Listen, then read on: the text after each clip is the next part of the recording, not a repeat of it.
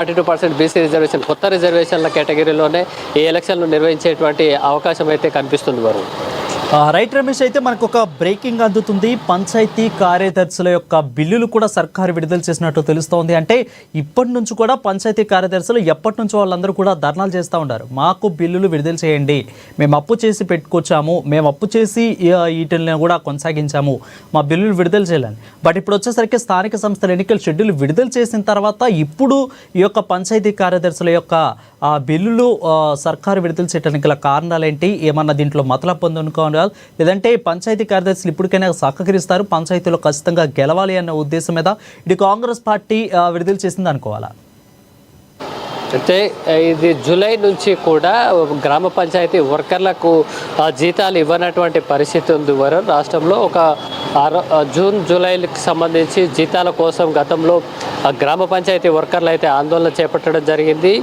ఈ నేపథ్యంలోనే ఒక నెలకు సంబంధించి శాలరీలు, జూన్ నెలకు సంబంధించినటువంటి శాలరీలు జూలైలో ఇచ్చినప్పటికీ జూలై, ఆగస్టు అట్లాగే సెప్టెంబర్ నెలలకు సంబంధించి వీరందరికీ జీపీ వర్కర్లకైతే శాలరీలు రాలేదు. దాంతోపాటు గ్రామ పంచాయతీ మెయింటెనెన్స్కి సంబంధించి శానిటేషన్ పనులకు సంబంధించి ఆ ట్రాక్టర్లు కానీ ఇతర యంత్ర పరికరాలు ఉపయోగించాల్సినటువంటి అవసరం ఉంటుంది. వాటికి సంబంధించి బిల్లుల చెల్లింపులు కూడా గ్రామ పంచాయతీల్లో పెండింగ్లో ఉన్నాయి. సుమారు 3 నెలలకు సంబంధించి ఇటు జీపీ వర్కర్లతో పాటు గ్రామ పంచాయతీ ఖర్చులు కూడా పెండింగ్లో ఉన్న నేపథ్యంలో సుమారు 2 నెలలకు సంబంధించినటువంటి ఈ మొత్తాలను, జీతాలను కూడా విడుదల చేస్తున్నట్టు ప్రభుత్వం నిర్ణయం తీసుకుంది. ఎలక్షన్ నోటిఫికేషన్ వస్తున్నప్పటికీ దానికంటే ముందే ప్రభుత్వం అయితే నిర్ణయం తీసుకుంది. ఎందుకంటే ఇది ఒక రెగ్యులర్ ప్రాసెస్లో జరిగేది. వాటి శాలరీలు ఇవన్నీ కూడా రెగ్యులర్ ప్రాసెస్ చేయడానికి ఎన్నికల కోడ్ అమల్లో ఉన్నప్పటికీ కూడా అనుమతి ఉంటుంది.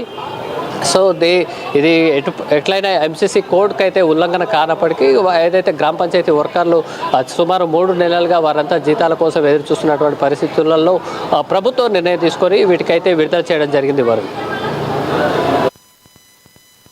ఒక విషయం మాట్లాడుకోవాలి, ఎందుకంటే స్థానిక సంస్థల ఎన్నికలు ఇప్పుడు తెలంగాణ రాష్ట్రం జరుగుతుంది. బట్ ఇక్కడ వచ్చేసరికి ఎలక్షన్ కమిషన్తో కేంద్రానికి పడట్లేదు. బట్ ఇక్కడికి వచ్చేసరికి తెలంగాణ రాష్ట్రంలో ఇటు ఎలక్షన్ కమిషన్, స్టేట్ ఎలక్షన్ కమిషన్కి ఇటు ప్రభుత్వానికి సానుకూలంగానే ఉందా, ఏమన్నా తెలుస్తూ ఉందా, లేదంటే విముఖంగానే ఉన్నట్లు కనిపిస్తూ ఉందా? వరుణ్, ఇది ప్రధానంగా రాష్ట్ర ప్రభుత్వం ఏదైతే వాళ్ళ వ్యవస్థలకు సంబంధించి ప్రధానంగా పోలీస్ కానీ, ఎక్సైజ్ కానీ, ఎందుకంటే ఎన్నికల్లో మనం చూస్తుంటాం డబ్బులు పంచడం కానీ లేదా మద్యం పంచి ఓటర్లను ప్రలోభాలు పెట్టేటువంటి ప్రయత్నాలు చేస్తుంటారు. సేమ్ టైం చెక్ పోస్టులు కూడా పంచాల్సి ఉంటుంది. అట్లాగే పోలింగ్ స్టేషన్లకు సంబంధించి ప్రధానంగా చాలా చోట్ల ఏదైతే స్కూళ్ళల్లో, గ్రామాల్లోని స్కూళ్ళల్లో ఆ పోలింగ్ స్టేషన్లు ఏర్పాటు చేయాల్సి ఉంటుంది. వీటికి సంబంధించి ఇటు విద్యాశాఖ నుంచి కన్సల్ట్ రావడం కానీ, పోలింగ్ సెంటర్లలో కరెంటు సరఫరాతో పాటు విద్యుత్ సౌకర్యం కూడా ఉండాలి. ఇవన్నీ కూడా ఉంటాయి కాబట్టి సేమ్ టైం వాటికి సంబంధించి సెక్యూరిటీ కూడా అదే స్థాయిలో ఉండాలి. ఎందుకంటే ఈ గోడలు కొట్టుకోవడం రావడం కానీ, కొన్ని చోట్ల ఘటనలు కూడా జరిగేటువంటి అవకాశం ఉంటుంది. అట్లాగే MCC code, model code of conduct కూడా అమలు చేయాల్సి ఉంటుంది. ఏదైతే పోలింగ్ స్టేషన్ నుంచి 100 మీటర్స్ టు 200 మీటర్స్ ఏదైతే ఏసీ గైడ్లైన్స్ ప్రకారం జోన్గా ప్రకటిస్తారు, ఆ లోపలికి ఎవరు రాకుండా కూడా చూసుకోవడం, అంత కంఫర్టబుల్గా పోలింగ్ సెంటర్లను తమ పరిధిలో ఆధీనంలో ఉంచుకోవాల్సినటువంటి బాధ్యత ఏసీ మీద ఉంటుంది.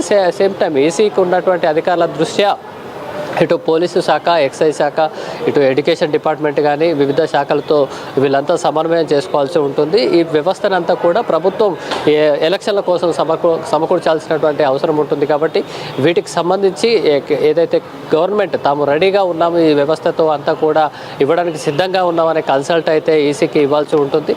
అది తీసుకున్న తర్వాత మాత్రమే ఎన్నికల కమిషన్ ఇలా షెడ్యూల్ అయితే విడుదల చేస్తుంది. ఇప్పటికే ఆ కోర్టులో కూడా ఇదే అంశాన్ని 2 రోజుల క్రితం జరిగినటువంటి ఆ కోర్టు విచారణలో భాగంగా కూడా ఈసీ తాము నోటిఫికేషన్ చేసేందుకు సిద్ధంగా ఉన్నాం, ఇప్పటికే ఏదైతే ఎలక్ట్రల్ జాబితాని ఫైనలైజ్ చేయడం జరిగింది, ఏదైతే ప్రభుత్వం కన్సల్ట్ ఇస్తే కనుక మేము వెళ్ళడానికి సిద్ధంగా ఉన్నామని చెప్పిన నేపథ్యంలో ఈ నోటిఫికేషన్ ఇచ్చేందుకు కూడా హైకోర్టు అనుమతినిచ్చింది. కేవలం రిజర్వేషన్ల అంశం మాత్రం పెండింగ్లో ఉంచిన నేపథ్యంలో నోటిఫికేషన్ కూడా విడుదల చేయడం జరిగింది. ఆ ప్రభుత్వం వాళ్ళకి ఉన్నటువంటి యంత్రాంగాన్ని ఈసీకి హ్యాండ్ ఓవర్ చేసినట్టుగా మనం చెప్పుకోవచ్చు. ఆ ఈసీకి కూడా గవర్నమెంట్ కన్సల్ట్ వచ్చిన నేపథ్యంలో ఈ షెడ్యూల్ అయితే విడుదల చేసింది. వారు ఫర్ ది క్లియర్ అప్డేట్స్.